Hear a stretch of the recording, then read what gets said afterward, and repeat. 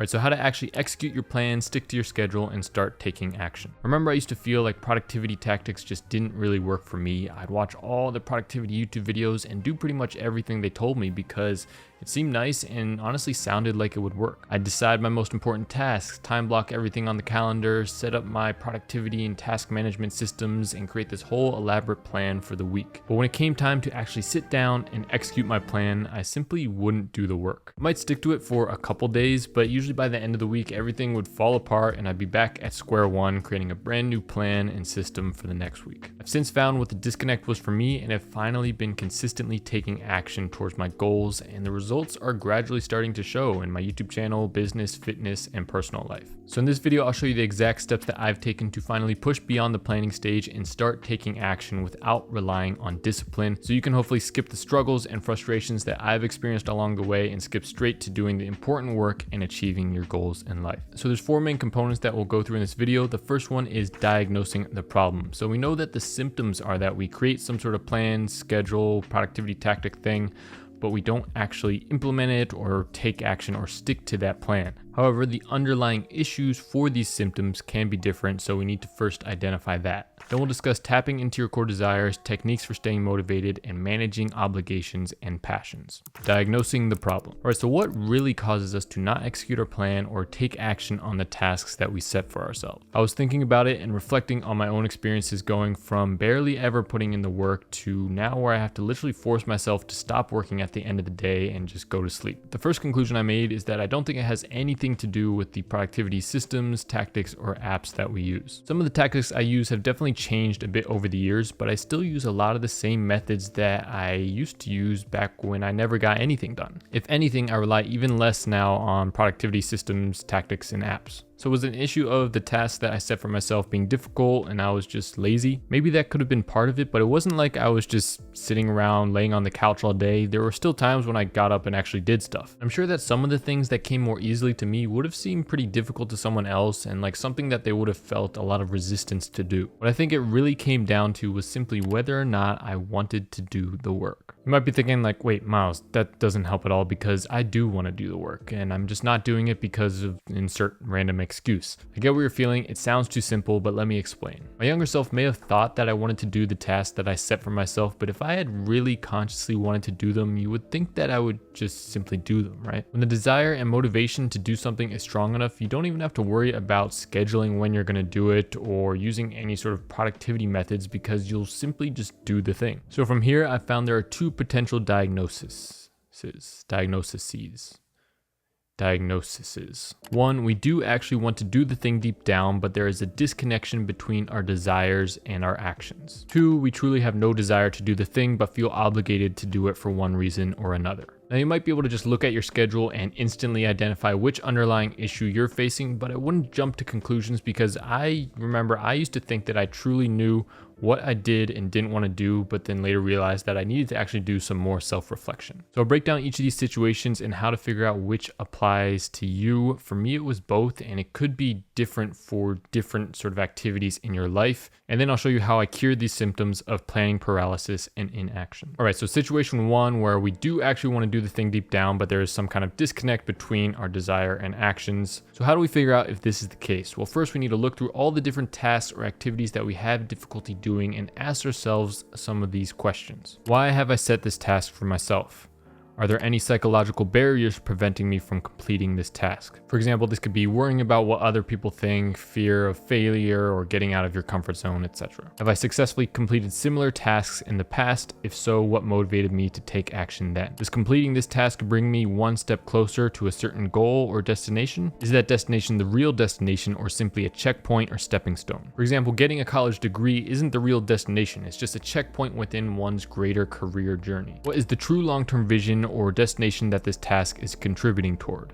So we really need to zoom out and think of the big picture here. What would my everyday lifestyle consist of if I were to reach this destination? So achieving goals are nice, but on a practical level, what would this mean for my life? What would it look like? What would change for the better or worse? Is that lifestyle something I truly want? Where did the desire to reach this destination and lifestyle come from? So is this desire genuine and developed organically through my own experiences? Or was this desire artificially imprinted upon me by someone else, for example, through social media, an influencer, influencer, celebrity, my parents, friends, society, or the government, etc. I know these questions get pretty deep and you might feel some resistance to answering them. I know I definitely would have. I remember for the longest time, I used to hate thinking about the future or what I was going to do with my life because honestly, I had no idea. And you might not know the answers right away. That's completely okay. Take your time with this. I'll link a free Notion template in the description where you can easily kind of write out your thoughts and everything. If you need to, you could easily come back to this document every day for maybe a week and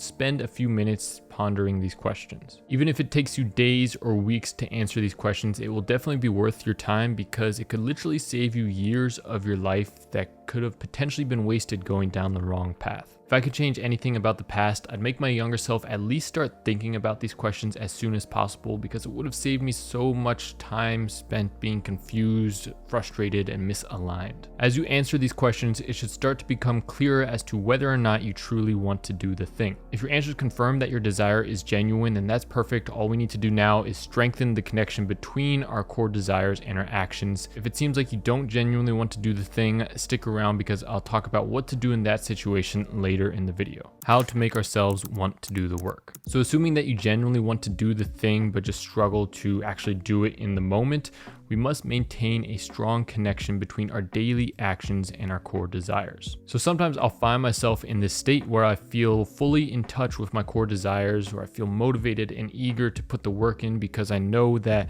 by doing these tasks, it contributes to my big overall goals in life, which I want to achieve more than anything. But this feeling of being tapped into my goals and desires doesn't last, and it's often like a really unstable internet connection constantly getting disconnected. A metaphor that really helps this click for me is imagining that we are on a road trip with the destination being our ideal future, but we don't really know the route to get there, so we have to use the GPS on our phone to keep us on track. The GPS needs an internet connection to map out our route, which we do technically have, but the problem is that the connection is unstable and constantly gets disconnected. This unstable internet connection represents the same unstable connection between our daily actions and our core desires to reach our ideal future. When this connection is strong, we know what to do, why we want to do it, and stay motivated enough to take action. However, the moment that this connection starts to waver, we start to go off course. We can still keep driving and we might remember like the next couple turns, but eventually we'll get lost and lose sight of our true destination and end up going down some random path. And the same goes for our life. We need to constantly maintain this strong connection between our daily actions and our big picture vision. Otherwise, we'll lose motivation and not execute our plan or end up doing something different that is completely misaligned with our true goals. I won't get too deep into it in this video, but I learned that part of the reason for this unstable, fragile connection is because of the nature of human memory and how it rapidly decreases in the short term versus the results that we get from our efforts in life and the nature of those and how they kind of exponentially or more gradually increase over a long period of time. So we'll often forget why we set out to do something before we see any positive results from doing the thing. But we will remember the moment immediately after we do the thing, but haven't seen any significant results yet, which can cause us to get discouraged or give up entirely. So basically, we need to incorporate some exercises into our daily routine to maintain the strong connection and keep this memory of our goals and desires fresh in our mind long enough for us to put in the work and start to generate some results. How to maintain gigabit connection to your core desires and ideal future at all times. So the best way that I've found to do this is to create an environment and a routine that constantly reminds us of our ultimate goals, even when that initial burst of motivation starts to fade off. So here are some practical steps you can take. Daily journaling. This is something that I've incorporated into my daily planning routine where basically I pick one aspect of my big picture vision and write that down. As I'm writing out the rest of my plan for the day, I use this to reinforce my commitment and remind myself why I'm doing the tasks on my list in the first place. I talk more about this in my simple daily planning routine video up on my channel, but my reasoning for narrowing in on just one aspect of my ideal future vision is that although it's great to think about the big picture, it sometimes can be a little too much and feels almost too distant, and not everything will resonate with me on a particular day. So I like to pick one aspect and really just the first thing that comes to mind, where in that moment I feel like, wow, I can't wait to do this thing or have this in my life. Vision board. Another powerful exercise is to create a vision board that visually represents the ideal future that you want to build. And this is something that I honestly need to revisit myself. I have one here that my sister made for me for my birthday last year, but I've been moving around a lot lately, traveling and stuff, and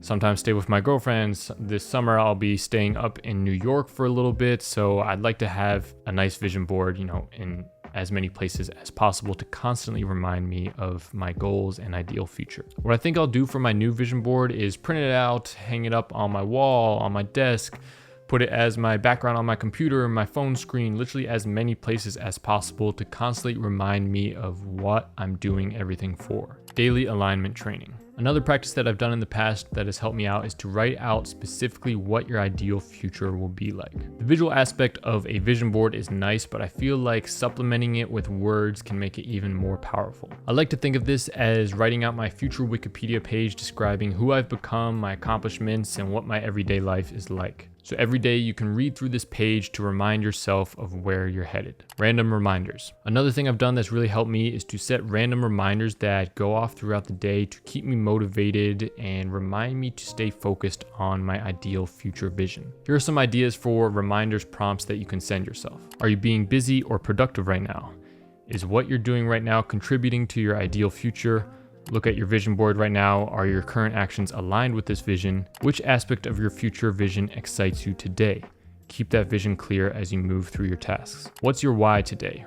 Remember, every small step is a part of your bigger journey. You're doing great. Keep pushing. Your future self will thank you for what you do today. You could set these to go off at random times throughout the day or send you a different prompt depending on the day. Or you could intentionally set some of these reminders for specific times during the day when you typically get off task. Incorporating all of these into your daily routine will no doubt help you stay motivated to actually execute your plan each and every day. But remember, this really only works if the actions you've set for yourself truly align with what you want in life. Alright, so what if we have no desire to do the thing, it doesn't align with our greater vision, but we feel obligated to do it for some reason or another? Some common examples of this might be your 9-to-5 job, school, work, etc. The first thing I always keep in mind is that I am not 100% obligated to do anything. It's my life and I always have a choice. Now that being said, oftentimes even if you can theoretically quit your job or drop out of school, it might not be the best choice and actually could hurt your progress towards your ideal future. You really have to make that diagnosis for yourself, but the point is I wouldn't just instantly dismiss the option of